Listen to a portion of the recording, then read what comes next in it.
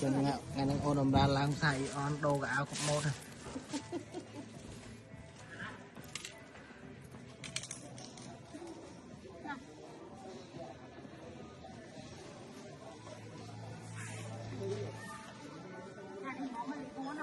nó thở lấy đó này để nó thở không wow là cái chút đấy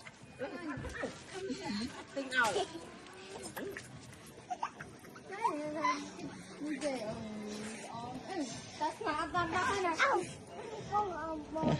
bố con bố điên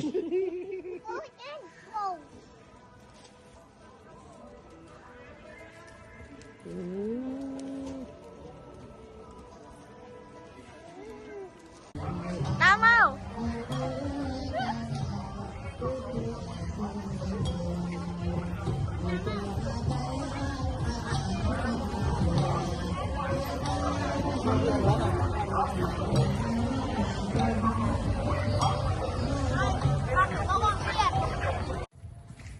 này đại kiên kiên ấy mà này ắt lắm đá lên đá với đá hát yêu Tôi chưa đã chỉ cô mày rồi. ê ông này ông này ơi Yêu mày với nhỉ?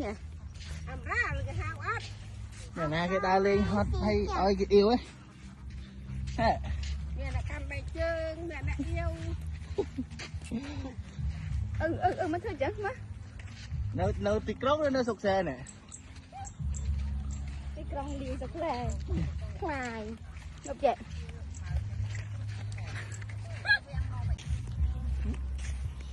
Đúng rồi.